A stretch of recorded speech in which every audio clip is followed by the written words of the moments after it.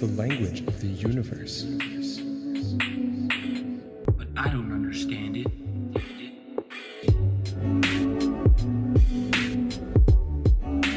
Welcome back, everybody, to another episode of the Math and Physics Podcast. I'm your host, Parker. And I'm Ray, and we welcome you back to episode number 76, where today we have yet another history of physics episode here, where today we will be discussing two very bright mathematicians, Pythagoras and Euler. Yes, sir. So we're trying to do an episode of History of Physics once a month. So like every 3 episodes. And I don't think 3 to 5. I mean, like 3 to 5, because guess. mainly we're doing it now because I know we missed a few. Like I think 1 or 2 months ago, we that's definitely true. missed a few episodes. So we're kind of making up for them. But like on average, every 3 to 5 episodes, maybe we can drop a history of physics. Yeah, and I know it's one of our most popular episodes. Is it? Actually, in terms of That's like very nice. first week downloads, like the amount an episode gets in 1 week, it is definitely like, if not the most downloaded. So yeah, Ooh. let us know in the I comments. guess you guys like it. Let us know in the comments who you want us to talk about. If you have like some historical figures you want us to analyze on the podcast, drop that in the comments. Yeah, but I enjoy history of physics. History of physics is always interesting because not only are we learning about the individuals, but we're also learning about their contributions. And it's not only you guys, but I think it's mainly us, because a lot of times we go into these episodes, and I think we've mentioned this before, knowing nothing. Okay, not nothing, obviously, because they're still famous, scientists, but like we just know a very brief have a brief understanding of what they've done. But then after, whatever work we do to get before the podcast and getting into the discussion that we always have, the amount of stuff we learn about these guys, about what they did, it's crazy, So it's always a learning experience for all of us. For sure. And so far, I think our choices for people we talk about have been a little bit random. I think maybe it would have been a nice idea to like do episode 1 like very ancient mathematicians, and then like work our way up through the history of events. Important. I would more so say we should probably think of individuals who, I don't even know how often this is, but if we are talking about people, like talk about people from the same era. Like the people we're talking about today are just far Not at all. apart. Far apart. Like But not even whatever. close. Everybody So, knows Pythagoras. Everyone knows. I guess Euler is not very famous. Not everybody. Yeah, I guess so. But in the math world, for sure. But yeah, apart from the math world, I guess not. Also because Pythagoras is something you learn. But anyways, for future suggestions, what I was thinking was we could do, maybe, individuals who have a little more influence on each other. And obviously, this is a history of physics. So if you want to drop a future history of physics idea, drop it in the comment below. If you're on YouTube, if you're on Spotify, I don't know, get on YouTube and drop it in the comment below. Boom. And wherever you are, just go on YouTube and drop it in the comment below, and we will reply. Yeah, just so everybody knows, by the way, there are things that we're going to not mention because we only have like, a limited amount of time. And also, we only did a limited amount of research. We're not about to read a whole book every time we speak about somebody on the history of physics. We just read a few articles here and there, write down a few notes, and we might make a couple mistakes, but that's not the point. The point is just to get a bird's eye view on how things went down in the past. Wow, very nice way to say it. Very nice way to put it. Before We begin, though, you were gonna say that.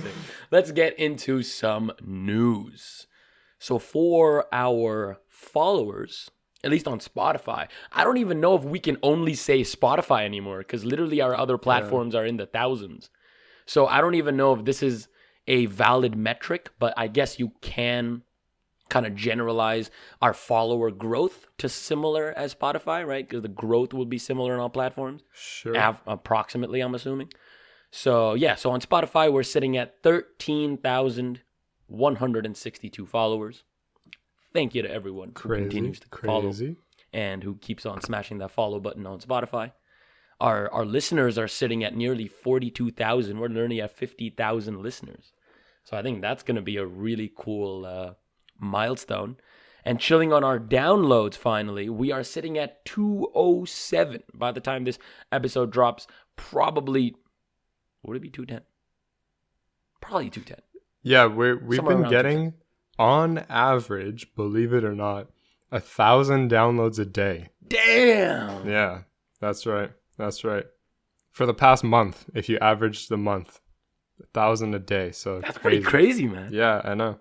So by the time this episode drops, it's gonna be more like 210, which we're already like 1/10 of the way, in between 200 and 300,000, which is crazy. And this is all thanks to you guys, the listeners. So again, thank you very much for continuing to listen. We have utmost gratitude. Anything else, Parker? Yes, sir. You might be wondering why I'm about to say, hey, go to the YouTube video and leave a comment. Why? Because every single week we have a segment, very short, called the Comment of the Week, where we pick one of your comments from the comment section and you get shouted out on the episode. So make sure to go on this YouTube video, leave a comment for next week. Boom. This week's comment comes from Tazine. She says, very informative and very interesting episode covering daily aspects of life. You guys rock and your choices of guests are super. Keep educating the world. Good job, you two. Thank you so much for your comment. And if you want to be comment of the week next week, you know exactly what to do. Okay, maybe we can break that elephant in the room. She is my mom. Yep. I know. She says some very nice things. I know. Thank you, Mom. Supporting the podcast. Supporting the podcast, as always. Thank you very much. Who else if not family, right? So, thank you. And as always, if you want to be comment of the week, not only YouTube comments nowadays, right? I think we've also kind of outsourced into some really nice emails and Instagram messages that we get from you guys. So, it's kind of a mix. Okay, too much talk. Let's get into it. The history of physics. We're going to start at the very beginning. Back in the day. All right. Now, Pythagoras. Everybody knows Pythagoras because it's like the first thing you learn when you know what like adding numbers is. It's Pythagoras, the Pythagorean theorem.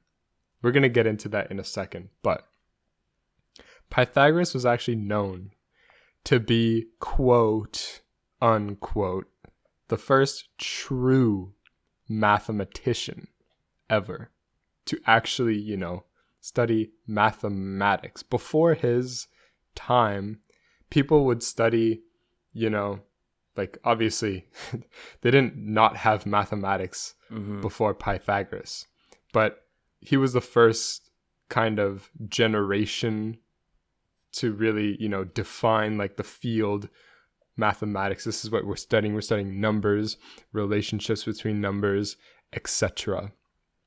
All right. He actually lived, get this, from the year 570 BCE to 495 BCE. This was about 2,500 years ago.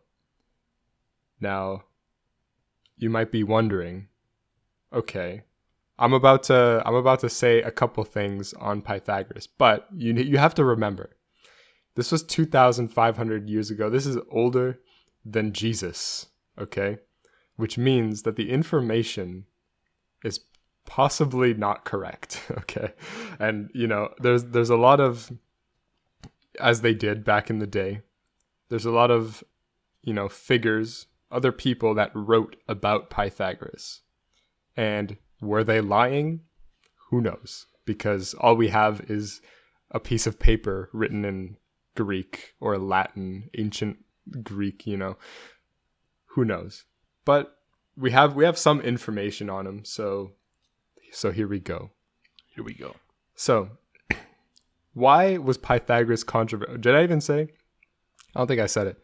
Pythagoras was actually a very controversial figure in the field of mathematics and like science in general, because he actually left behind 0 mathematical publications or writings or anything. The writings that we call like Pythagorean writings all came from Pythagorean scholars, which were people that kind of followed Pythagoras around, learned from Pythagoras, kind of like his disciples. And so they published things under their own names, but they also published things under the name of Pythagoras. So, of course, 2,500 years ago, somebody could have published something under Pythagoras' name that actually Pythagoras had nothing to do with. Or the other way around, Pythagoras could have discovered something and then someone stole it, wrote it down under their own name. You never know. But one thing that we do attribute to Pythagoras is Pythagoras' theorem. Possibly the most famous theorem of all time in mathematics. I cannot even describe to you how important this theorem is. We can actually relate it to what Ray's going to talk about in the second half when we get to like imaginary numbers, because you can... Anyways, we'll get to that later. But here we go. Actually, I'm going to say one more thing before we talk about his theorem. When he was about 40 years old, he actually established a school in southern Italy. And that's where, people came from around... I don't know if it was around the world. I don't know if they were really connected to the Americas or anything like that. But, people came from around town to come and learn about, math. The very first true mathematician, obviously. He wanted to tell people about the things he was discovering. And so, boom, he had a school. But it was actually kind of weird. He had a school, but it was more than just learning about math and whatnot. It was more kind of like think about it as like a Buddhist monk. You know what I mean? Like if you were to go and study at his school, which was located in Croton, it was pretty much like a lifestyle. You know what I mean? So he would teach like quasi-religious teachings, things like that. He enforced like a vegetarian diet. He was all into like rituals and like weird things like that. But hey, he was a smart guy allegedly, so we're gonna let it slide. Okay, now getting into the Pythagorean theorem. If you don't know, which I forgive you, we can get a little bit ahead of ourselves. So the Pythagorean... this is kind of like the classic example that people will give for if they either know or forget basic mathematics. Like in movies and TV, like they'll always say, "Oh, at least I know the Pythagorean theorem. Like I know basic math." Or, "Oh, I don't even know the Pythagorean theorem. That means I don't even know basic math." So you know what I mean? Like it's a common lingo for basic math because it's the basic math, what we all learn, sure. Right? So yeah, continue. And we learn it super early because it's so important. You know what I mean? It's like a geometric property. I mean, yeah, it's important in mainly fields of math and like physics, of course. And like, and you know what I mean? You know what I mean? But like for like a third grader to know a squared plus b squared equals c squared, I don't know how useful that is. Just saying. I guess it's nice to know, I guess. Anyways, so the sum of the squares is equal to the square of the hypotenuse. There you go. A squared plus b squared equals c squared. On a right angle triangle. Yeah, right angle triangle. Here we go. Specify. Now, one thing that is cool, it's kind of like, you know, like the pie race that they had in the 1900s. I mean, it sounds older than it is. 100 years ago, when computers started coming up, there was a race to calculate digits of pi. Actually, this race started a really long time ago, when we actually talked about this on our episode about trigonometry. I think we talked about pi in that episode. Anyways, there was a whole race. Sure. That is where we. Yeah, that's definitely where we started. There's a race to calculate the digits of pi. And this is also kind of similar, less popular though, but actually calculating Pythagorean triples is kind of like this math thing that is nice. What is a Pythagorean triple? So, for example, 3, 4, and 5 is a Pythagorean triple because 3 squared plus 4 squared equals 5 squared. So it's a triplet of numbers, 3 numbers, where if you square 2 of them and add them together, you get the third one squared.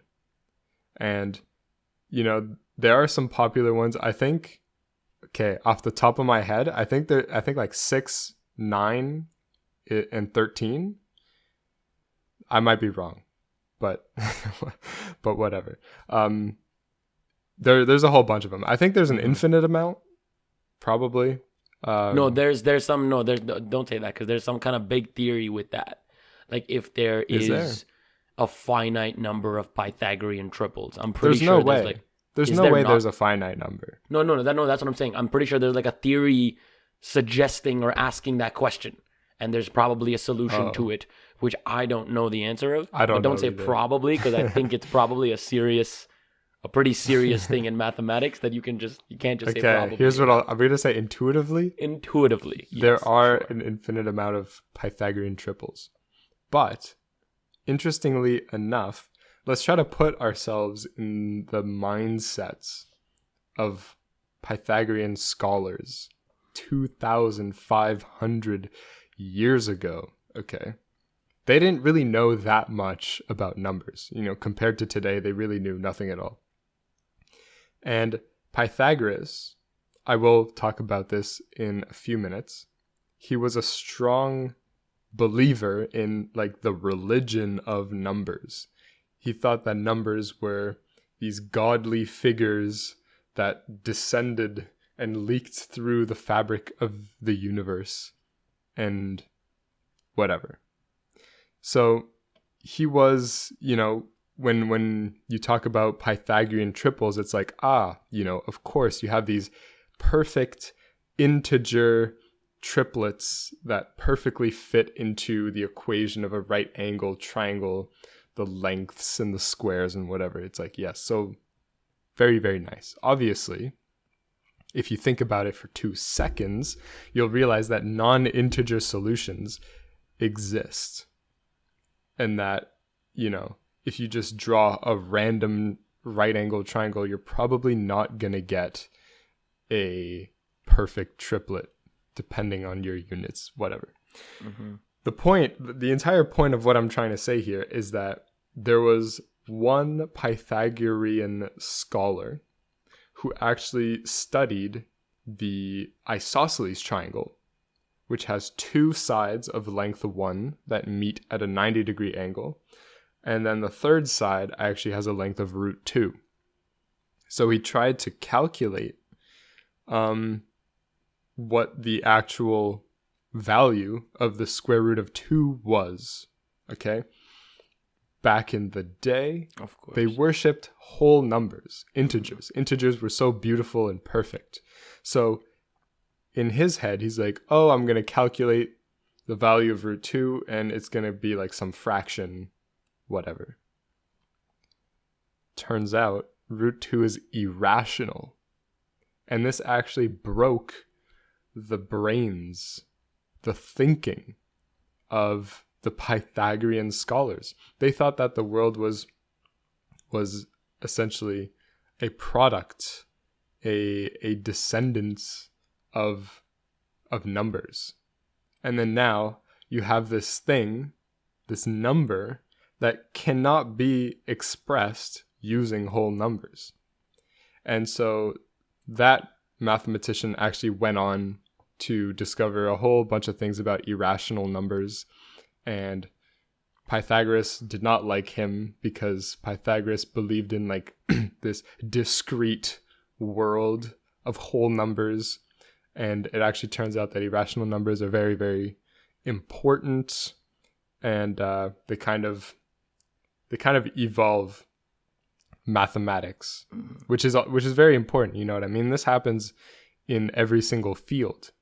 People believe in things that have been established, and then something goes wrong. A little catalyst happens, and then boom, everything crumbles. For example, quantum mechanics. But we've already spoken about that. Yeah. Yeah. For sure. So, one thing that's interesting, Ray, I think you know about this as well, but they were using the Pythagorean theorem before Pythagoras was even born. In Babylon and Egypt, there are records of triangles.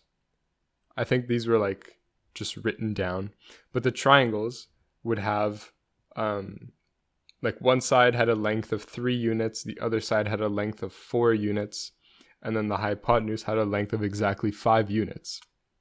This is an application of the theorem.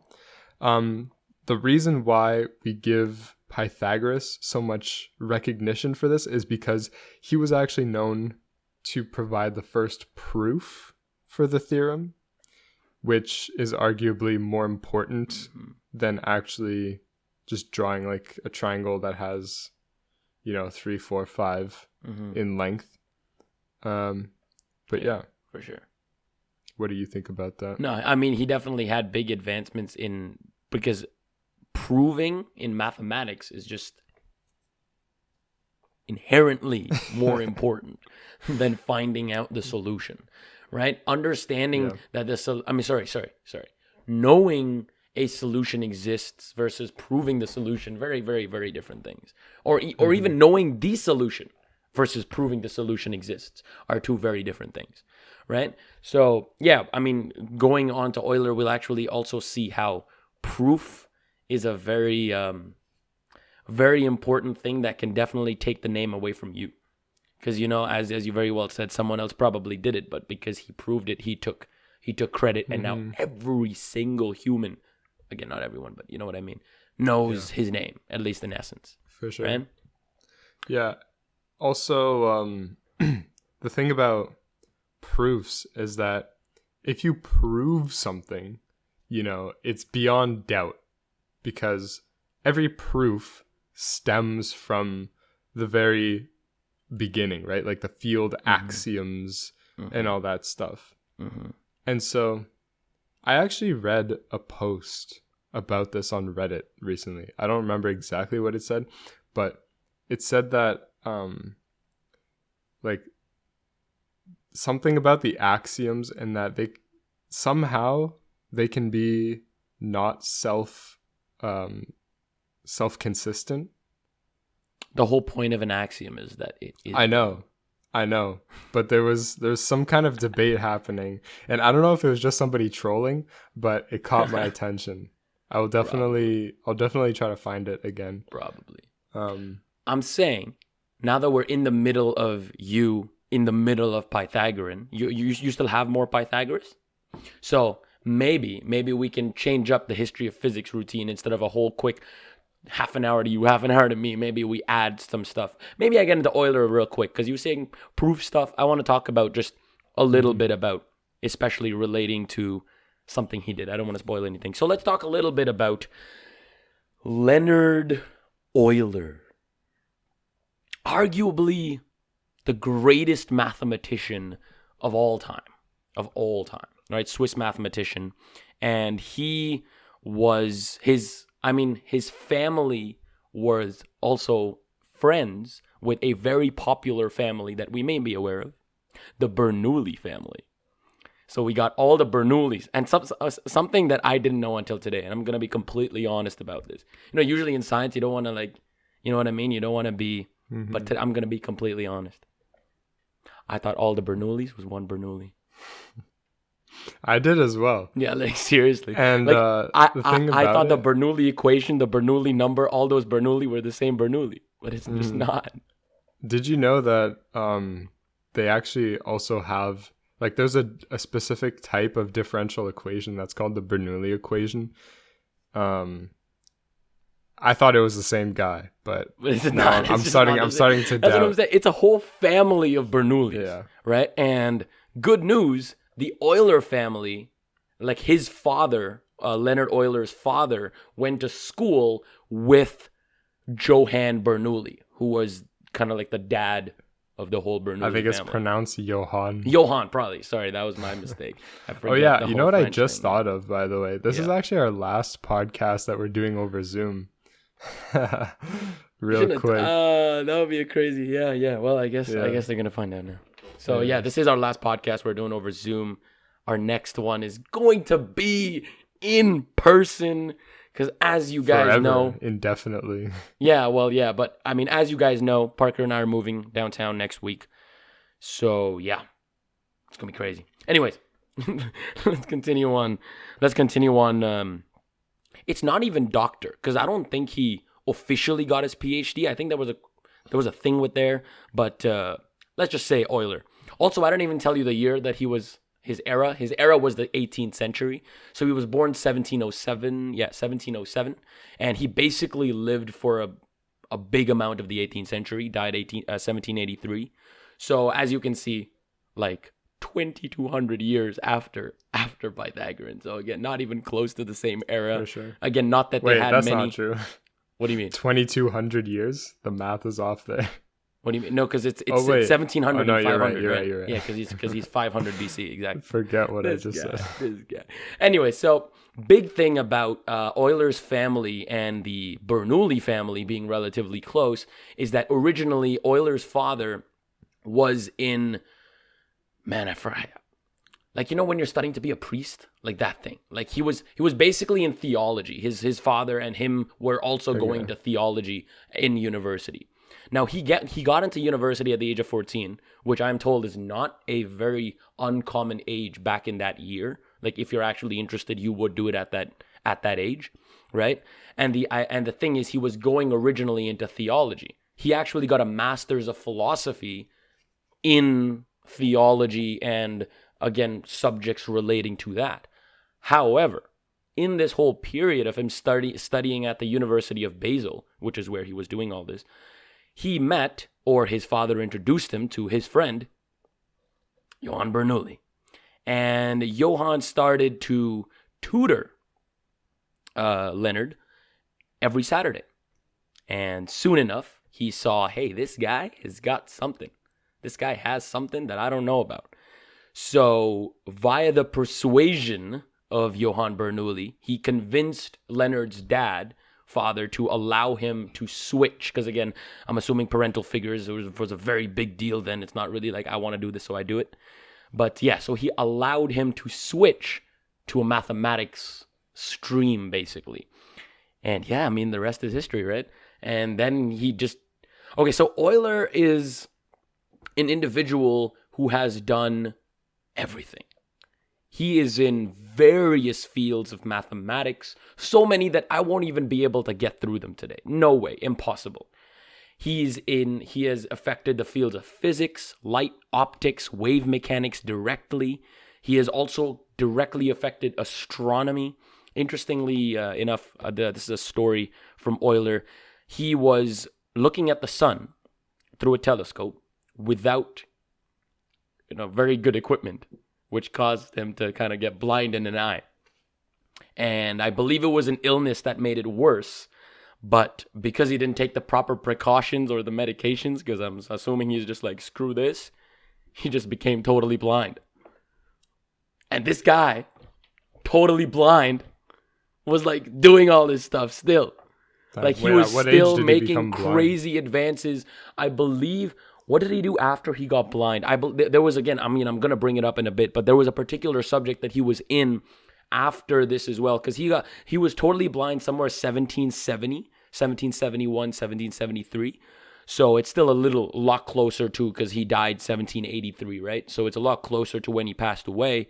But I just think that it's a little. I think the whole story about don't look at the sun without proper protection comes from this Euler story, because he did it and he didn't use proper protection. So I just think that that's funny. I'm sure other people have done that too. Oh no, for sure, 100%. But I'm assuming he's probably one of the bigger ones because his name is anyway so big. So this is a popular story, right? But the big thing that I wanted to talk about, in comparison with your proof, and Pythagorean just proved it and took it, the Euler number. I actually did not know that this was actually not an Euler thing. So the Eulers number was first thought about by Johann's brother, Jacob Bernoulli. So this is actually the original family, I believe. I think it's Johann and Jacob, and I think Johann's kids, because Johann's kid is Daniel, and Daniel Bernoulli is the Bernoulli equation in physics. And then his other son passed. They're like 8 Bernoullis, man. There are a lot of Bernoullis. I'm not sure about all of them. But anyways, Johann's brother, Jacob Bernoulli, was solving for a compounding interest formula. And anyone who knows Euler's number knows that this is the basis. This is the base for deriving it. So the idea is, okay, you have some amount of money. I'm just going to give an example. This is how Jacob thought of it as well, because again, he's thinking of compounding interest. If you have some money and you are getting paid interest on it, let's say yearly, after 5 years, how much money will there be? Well, if it's simple interest, you're just multiplying that same amount, so it's just a constant amount you can just add. But if you're compounding it, you're going to be adding that same amount to itself every year, right? So there's that classic compounding formula. Again, if you're not aware of it, don't worry into the math of it. I just want to explain it. But if you are, then maybe you can picture it in your head, right? So what Jacob thought about was, okay, the big thing about compounding is, well, how often do you do it, right? If you do it annually and it's compounding, I mean, everything compounds annually, right? Because at the end of the year is when you are recompounding in this situation. You would get X amount of dollars at the end of it, right? Again, you can just plug these numbers in depending on how much you have and whatnot. The idea that he thought about is, what if we take these number of compounding periods and keep adding it? So instead of annual compounding, let's do semi-annual, let's do quarter, let's do monthly. Let's keep shrinking the time that it takes to compound, and let's see how much money will there be in my bank. The question is, or the intuitive answer is, that it's infinite, right? Because if I'm continuously compounding, right, and the number that they take is 100% compound rate, again, this is not really tied down to finance. This is mainly math. But so the idea is, you take this value and you shrink it into how many times we are compounding it. And we call that n. Now, our idea is that we are taking n to infinity, right? Because instead of 1 per year, we're taking, not 12 per year would be monthly, we're taking infinity per year. Now, as mentioned before, the intuitive answer would be that you have infinite amount of money, right? Because if every second of the day, or not even second, every infinitesimal, it is compounding, would you not have infinite money? And the answer is no. Right. And that is where Jacob Bernoulli said, this limit as n approaches infinity of the compounding interest formula equals E. Now, why E? I don't actually know, but it was E. E for Euler. No, he wasn't even a thing yet, right? Euler wasn't even a thing yet. This is still Jacob. This is still his Euler's tutor's brother, right? And his tutor was in his generation with his father. So you can kind of think like he's a generation higher. So I'm assuming there wasn't much of a correlation between the letter E and Euler quite yet. But here's where it comes. Euler was the first mathematician to actually take this value and solve for it, to which he got the famous 2.71 whatever that we have, that we now know as E, right? And we commonly refer to it as the Eulers number for the sole reason that he was the one that proved it, and not he was the one that, I don't know, you brought up that Pythagorean example. I just thought this is the perfect one to slide in right here.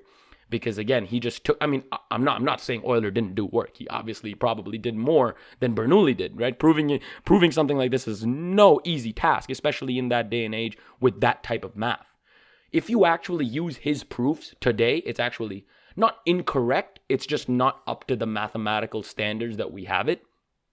So it's kind of sad, but because he used a lot of generalizations, he used a lot of algebraic generalizations, which apparently nowadays we kind of frown upon. So he still got it done, but the way he did it was by taking a power series expansion, which is something that a lot of people had never even thought about. And a lot of this, I mean, he made advancements in almost every field of mathematics. I'm talking geometry, functions, functionals, analysis. He invented topology, basically. He invented graph theory. It's crazy, man. That's what I'm saying. He just done so much stuff. Like, his name is definitely, like, in every part of math. Everywhere you go, it's just like, oh, this is Eulers Formula. Eulers something. This is Eulers there. Whatever. Eulers there. And even in physics, he has had monstrous contributions. In cleanest example, okay, well, that's actually more math.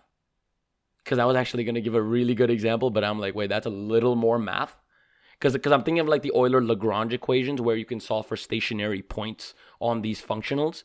And it was a big advancement. Obviously, he didn't do it by himself, but it was combination with other papers that led to stuff like this. But again, all used directly in physics, right? Euler-Lagrange equations are commonly used in, well, Lagrangian mechanics, right? And also in Hamiltonian mechanics. So very, very, very famous. And again, he was mainly focusing not on any particular field, but just stuff that he was interested in. Like, this guy was just doing everything in the book, right? And anyways, I mean, that's basically the derivation of E, what he thought about. Again, I'm not going to go through the actual derivation itself, of course, but it's a very, very, very simple thing to do if you know any amount of, power series and power series expansion and a little bit of calculus. You can very easily derive it, how we get to E and how we get to that number. But again, it's just an interesting concept that he laid out on the table, right? And now we know it as Eulers number. That's that. Damn. It's tough. What a fantastic story. It's tough. Yeah. Fantastic. Did you want to keep going? Because what about Jacob? What about Jacob? He got left behind. No, I mean all of the Bernoullis, though. To be honest, like no one knows who's who. Like, I mean, unless you really know their work, you're just gonna say, "Oh, that's Bernoulli's this, Bernoulli's principle, Bernoulli's equation, 2 different Bernoullis." Like, what do you mean? Like, like I don't know. Anyways, it's just funny. I mean, it's the family empire. Yes, of course. No, I mean, it's good that they have. I mean, imagine, that's a powerful family in the science community. Probably, arguably, one of the most powerful families in the science community, right? Because of that whole influence. So, anyways, continuing on E, some interesting properties. Why is E important, first of all? Because of its interesting properties. A lot of things in math and a lot of things in physics as well come about because you see them very often. Let me give you a very easy example, very obvious example. Planck's constant. Or sorry, the reduced Planck's constant. You see h over 2 pi, which is the reduced Planck's constant, almost everywhere in physics, a lot in quantum mechanics, a lot of places.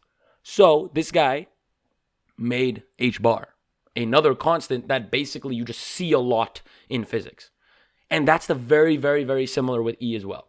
It's an irrational number, right? So you can't make up E with any other numbers, and you cannot represent it as a fraction, right? Which are all the crazy properties similar to pi. It's an infinite decimal, and the whole thing is, well, what was I trying to say? Shoot, I forgot.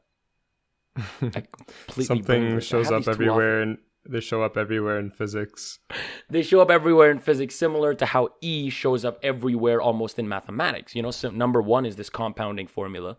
And, number 2 will be in any type of radioactive decay, any type of exponential growth. We have E as one of the most base formulas. Logarithmic, the natural logarithm, again, is tested with E, mainly because of, again, the logarithm is mainly because of its good usefulness in exponentiation, right? Which is why it's used as a logarithm.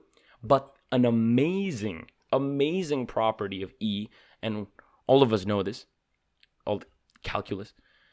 The derivative of the exponential, or e to the x, is itself. which is Fantastic. just If you want to know more about E, make sure to check out episode number 2 of the Math and Physics podcast. That was old, eh? That was old. Constants in nature. Oh no, wait, episode 3. Sorry, episode 3. Number 2 was higher dimensions. Yeah. Oh, damn, you remember that. God damn. But yeah, so really cool properties about E. And again, why is it so useful? Because it's just seen everywhere. It's not really, I mean, it's useful again because we have all these properties that we can use with them, right? Like when we're taking the derivative again of this particular equation, if you have this anywhere, you have itself, which is a massive advantage, especially when you're taking into account a lot of complicated equations. Another example is in quantum mechanics. E to the I phi is the fundamental wave equation for everything, right? E to the power. Okay. Again, I guess for people who aren't familiar with that, probably got very confused there. I wouldn't say wave equation. No, but it's part of wave mechanics. It's fundamental to wave mechanics, right? Because the way that wave is following E, right? The way it drops. Like when, again, this is very specific to quantum mechanics, but again, I'm simply giving examples of E. If you have an infinite well, or if you have a well where you have some waves oscillating, and you have let's say not infinite well, but let's say it can drop down, like, what's it called? It's not an infinite well, just a finite well. It drops down as a factor of E.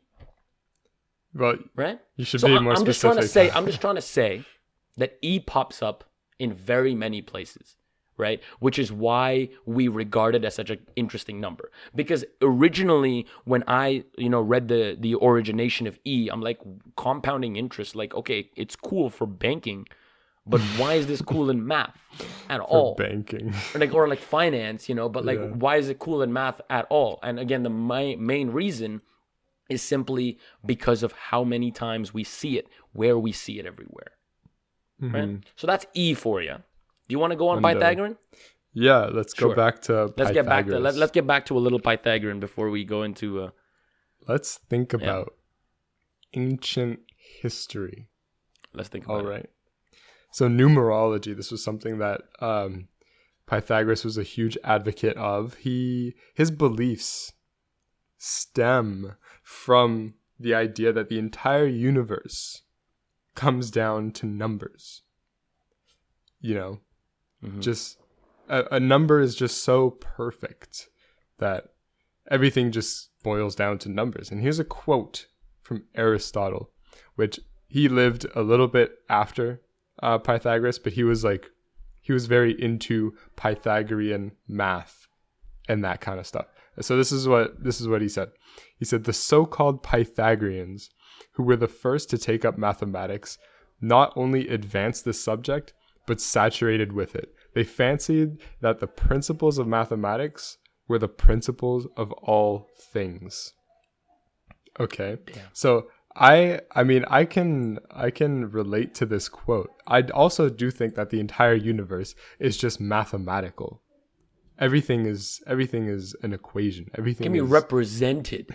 Yeah, that's mathematically. Right. But also, like, there is a subjective side, of course, to reality, or our perceived reality, and that has everything to do with like psychology, you know what I mean, and like neuroscience and all that stuff. Also a little bit of metaphysics, because there are things that we just don't know, like what is consciousness. I mean, at that time philosophy and psychology was basically physics and math, like and where they were all it was like, basically that. Exactly. Philosophy was like mathematics. Yeah. But what was I trying to say? Oh yeah, I was trying to say that like I'm talking about right now, like there is this one side to the universe where it's like there's one half where it's what actually is and what actually exists, and the other half is what we observe and what we process in our own brains. And I believe that the half that just exists is purely mathematical. The rest is all just in our heads, you know what I mean? Like colors are just something that we make in our brains. It's not an actual thing. the actual thing behind colors is purely mathematical. Just an example. But they were a lot more extreme back in Pythagoras' day. And one thing that was very sacred, a sacred symbol to this group, is called the tetractys. The tetractys. And okay, the tetractys is a pyramid where, here's how you construct it, okay? So on the first row you have 1, the second row you have 2, third row you have 3, fourth row you have 4, okay? And this builds a pyramid, an equilateral triangle, and each side has unit length 3 units, and there are exactly 10 dots in the tetractys. And when I was saying like first row there's 1, second row there's 2, I'm talking about like dots. Okay. And when you make these 4 rows of dots, you end up with this triangle that has 10 dots. Mm-hmm. Makes sense. And this was a sacred symbol because the number 10 was actually seen as the perfect number. Who knows? They actually they followed this sacricity. Is that a word? The sanctity of the number 10. I think that's a better word. Yeah. They respected the sanctity of the number 10 by never having gatherings with more than 10 people. Kind of weird, but whatever. Kind of weird for sure. But let's Do you go think that's over. that's how the base 10 came from? No, they definitely No, they definitely not. I But let's talk about. I was just trying to make some connection. Yeah, no, but 10. It just, I don't know. Maybe one of the reasons why it became the sacred number is because it's like base 10. Maybe 10 is the perfect number. ... But let's look at some other numbers. So the number 1 was sacred. It was seen as the origin of all things. The number that was associated to the origin of everything. Makes sense. Number 1. Does make sense. Number 2 was associated. It represented matter. I don't know why. Maybe it's kind of like one of those things where, 1 is the origin of all things, and then like you get like you sink down into like physicalness of life. So 2 is like matter. 3 is the ideal number because it has a beginning, a middle, and an end. 1, 2, 3. Who knows? Who knows? I'm not the one who made this. I'm not blaming you. I'm just saying why. Like, okay, continue. Number 4 represented the seasons as well as the 4 elements. Sure. Back then. Sure. Okay. Sure. Number 5. Okay, this one's probably the weirdest one. Number 5 represents marriage because here's the reason. It is the sum of 2 and 3. That's what it says. Probably like what, 2 and then 3 kids or something? I don't know. 3 kids? I have no idea. Because 3 is the perfect. Oh, maybe because 3 is the ideal number. 3 is the ideal number of kids to have, right? And 2 is obviously married, so 2 I don't know. It makes sense, right? I don't think so. I don't know. I'm just trying to make sense of it. It's a good attempt. The next sacred number is number 7. It's actually the last sacred number, other than 10. Wait, what happened to 6? I don't know. That's not a sacred number. That's it's not just a a part regular of number. It. Yeah. Also, 1 through 5 is all sacred. Oh, yeah. Damn. And number 7 is sacred because at the time they thought there were 7 planets, so it represented the planets. Well, that's interesting. How we know more about the world as we progress. Yeah. Right. That's now, interesting. A couple of things. I'm gonna go a little quickly because I know you got some things to say about Euler. Mm-hmm. So music theory. Pythagoras was an advocate of music theory. He discovered that harmonious notes have whole number ratios. What does this mean? Okay, if you have a note, and you have another note, the difference in frequency is a whole number ratio. So it could be like 1 to 2 or 3 to 4 or 5 to 3, whatever. notes that sound good when played at the same time have this property of having whole number ratios. And now think about it. You're a guy that thinks that the universe is a product of numbers and just perfect integers and all that stuff. And then you find out that notes of music that sound good have to do with whole numbers and their ratios. And so obviously this was an incredible discovery. He must have felt like he discovered the key to the universe. He was like, the universe is one big vibration of mathematical knowledge, and we see this through music, and we see it through numbers and all these things. He also thought that the planets moved according to mathematical equations, which he's right. It actually wasn't confirmed until Kepler discovered elliptical orbits and all that stuff. But the point is, he thought that each orbit, so the motions of the planets, were tied to musical notes, and they moved in a symphony. Yeah. No, but they didn't. Right? I mean, no, I don't know. Is that, That's what he thought. Oh, that's what he thought. But like, did he? I mean, I don't think we subscribe to that idea nowadays. Right? That the planets have I'm just musical trying to think notes. of it because it's an interesting idea to think about. But I don't know. No, I don't. I really don't think so. But I don't think the so. last thing I wanted to talk about is his influence in astronomy. So he was actually the first, or one of the first, like, respected big figures to say that the Earth was spherical. Take that in.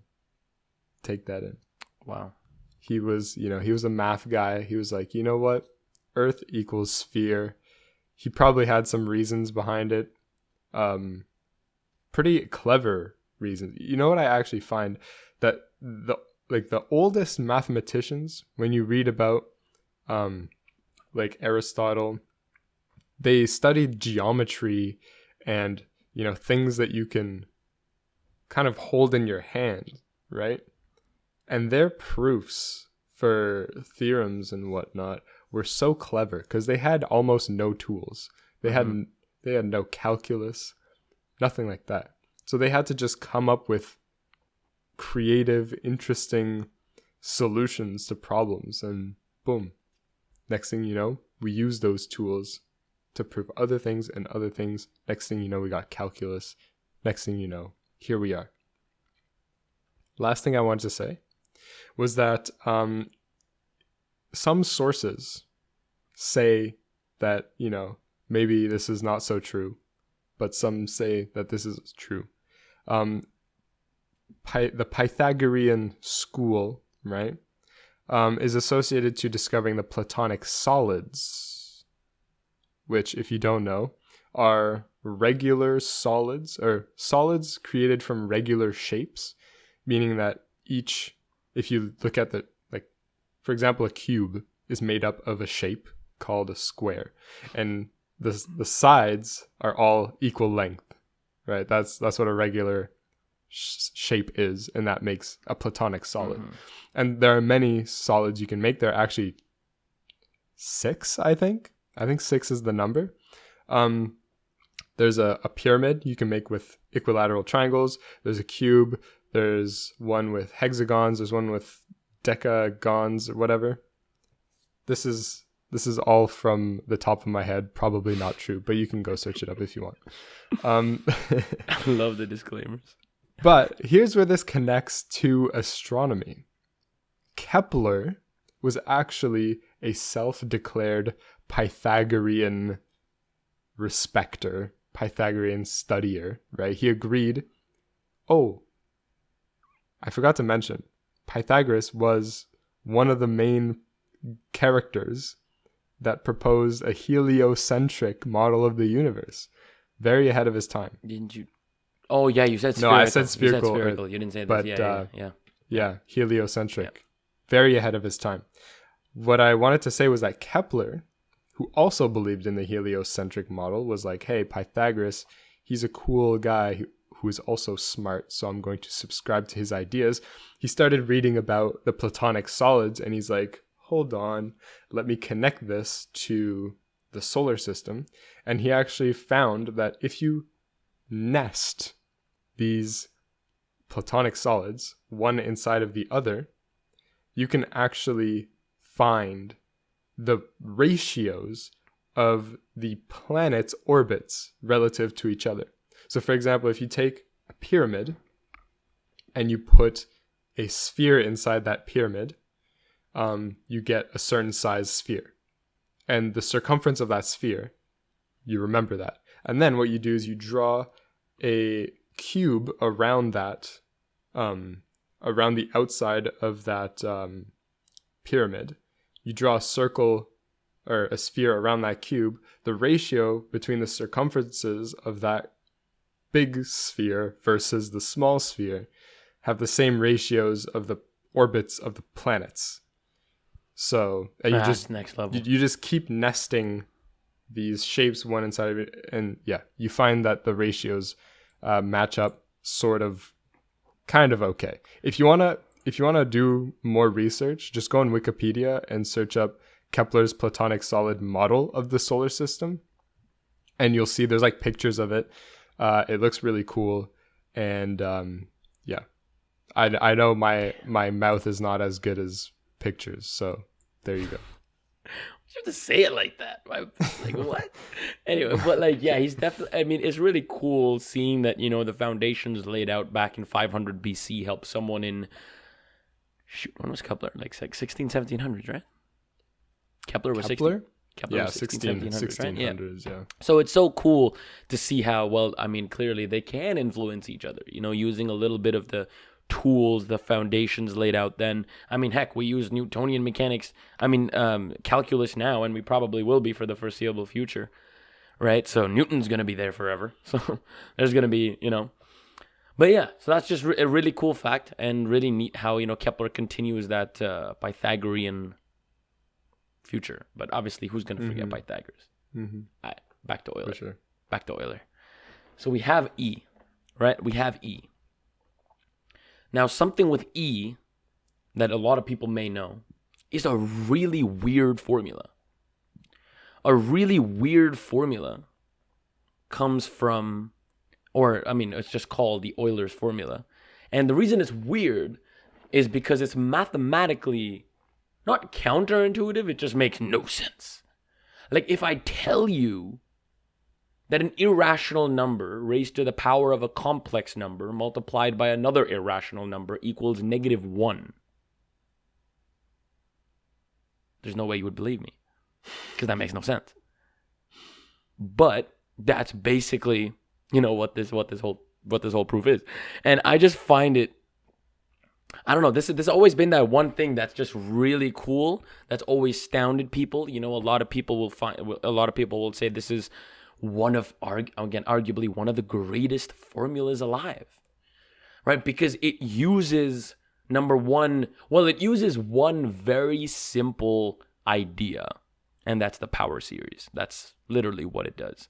So the idea is very, very simple.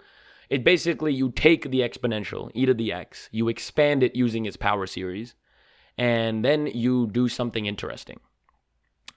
Euler's like, hey, I see this power series here, but what if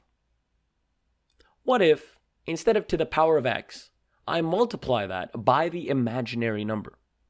Now, the imaginary number is also a letter that Euler coined. The I equals square root of -1 is something coined by Euler. Now, pi, the Greek letter, is also something coined by Euler. The summation symbol, sigma, is also a term coined by Euler. Yeah. That's pretty cool. And a really cool thing, which I actually forgot to mention that I'm just thinking about right now, is the notation for a function was also coined by Euler. And that is the f of x notation. Was all like the whole idea of what a function actually is was also got from Euler. So I just find it really cool. This guy does a lot of stuff, right? This guy is clearly very interested in what he does, and it's clearly showing us, right? It's clearly showing that to us. So the classic is, well, I mean, as I was saying for Euler's identity, once you put that I in there and you expand the numbers, you see something interesting about I is that I squared equals -1, right? So a lot of the I's now disappear. So what you do is you group the I's and then you group the non-I's. And then what do you get? You get a complex number, ladies and gentlemen. And that complex number is the Euler identity. Cosine x plus I sine x. And that Euler identity again comes, how do we get cosine x? Where did cosine come from? People might be wondering. Power series.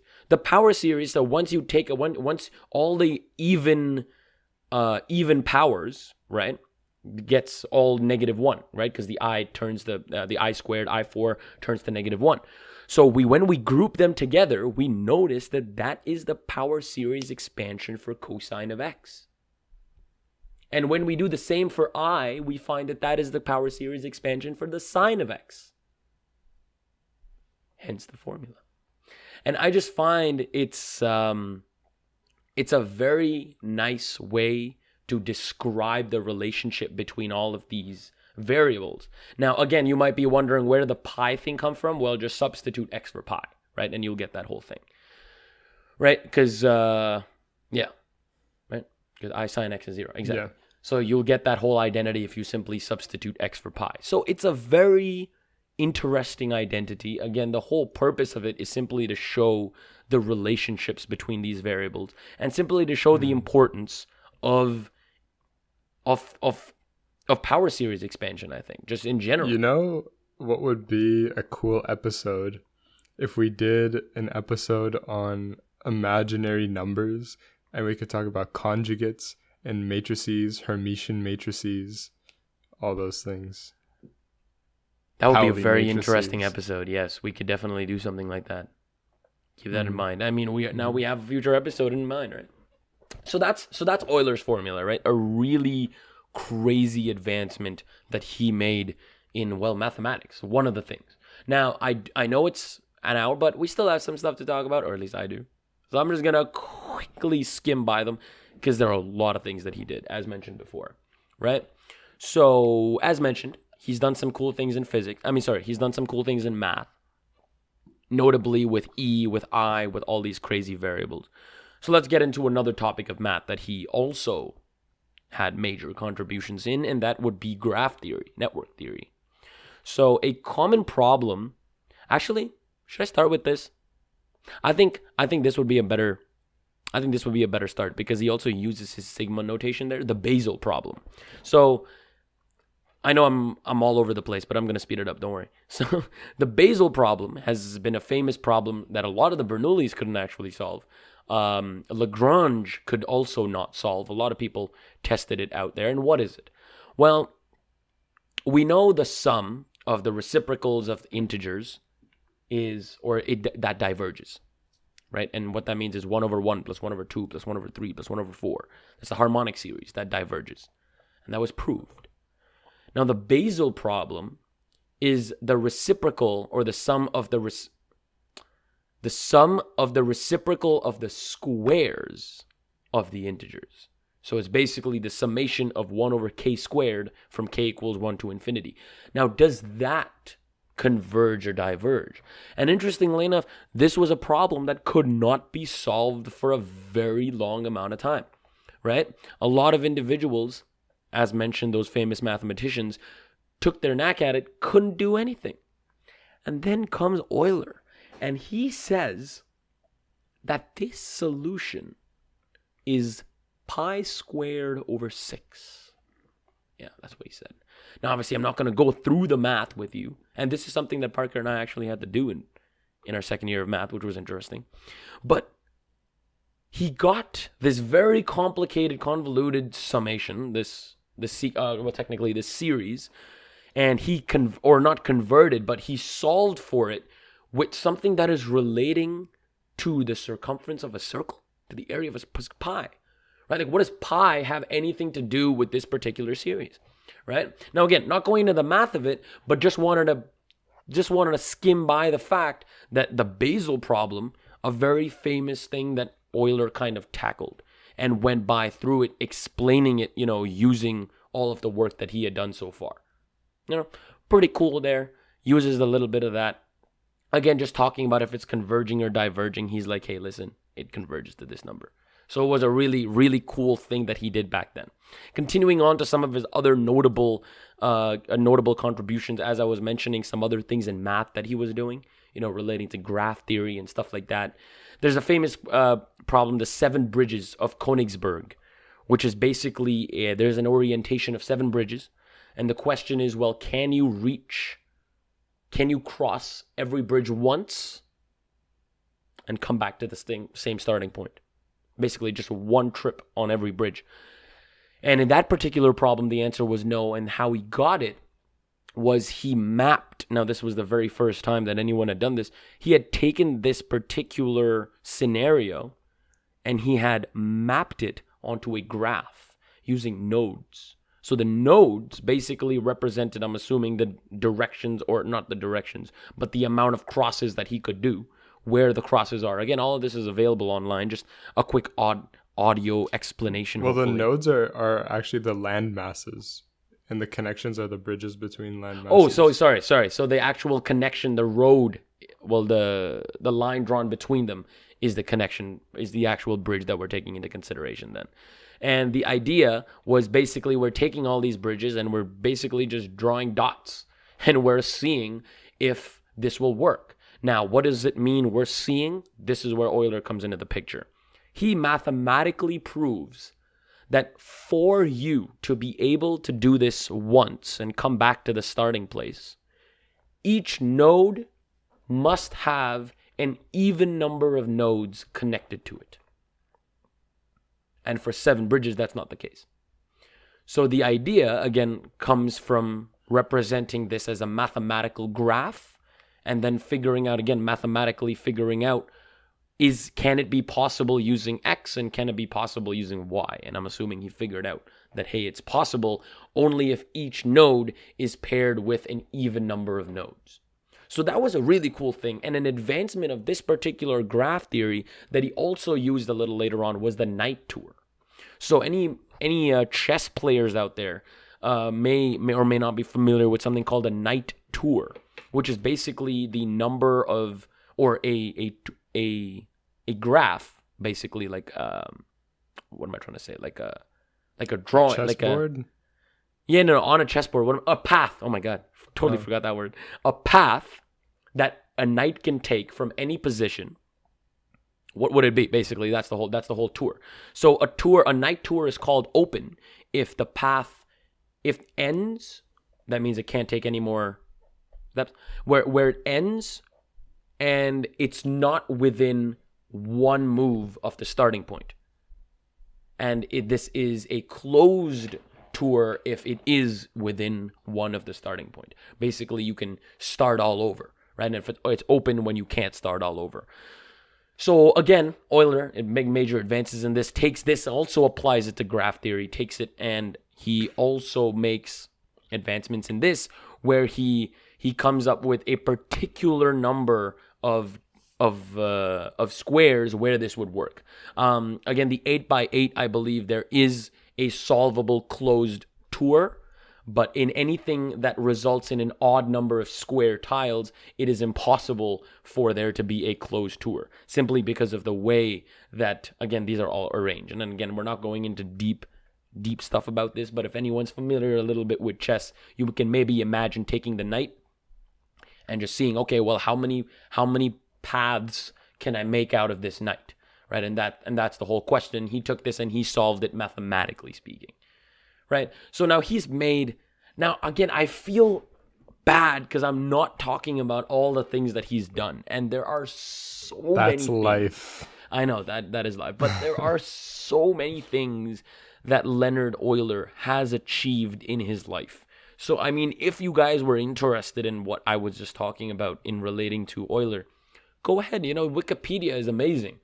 I mean, Yeah, probably. Why not? Like Wikipedia, what Wikipedia allows you to do is research the particular subjects. You know what I mean? So Wikipedia gives you the outline, but it shouldn't give you the content. You know what I mean? Why are you laughing? All right. No, it's just funny because you're trying to explain Wikipedia. Yeah, no, I know. I That's think everybody nothing to do with knows. this. I'm just trying to say, if you are trying to search for Euler, Wikipedia is always. I mean, it's always a good resource, but the internet itself is always a little bit, a little more trustworthy with those papers and stuff like that. Well, I don't think I want to add anything else with Euler. ladies and gentlemen, welcome to the end of the podcast. Man, Thank you for listening today. there's I hope so you many things I enjoyed. haven't spoken about. Like, I he's hope you made learned so a many lot about. advances in optics, in astronomy, in logic, in all of these fields that, again, unfortunately, we don't have time for, nor I really can get into the depth of, because I myself am not too familiar with them. But they are all very interesting things to check out, because, as mentioned, arguably one of the greatest mathematicians alive. Fantastic. Yeah. As I was saying, I hope you learned a lot about Pythagoras, about Euler, and about their lives. Let us know if there's anyone else that you want us to talk about in the comments of the YouTube section, or you can hit us up on Instagram at math.physics.podcast. Make sure to go follow us there, like the video, like everything, whatever. This has whatever. God damn, this guy. Episode number 76 of the Math and Physics podcast. I'm your host, Parker. And I'm Ray, and we will see you soon. Bye, guys.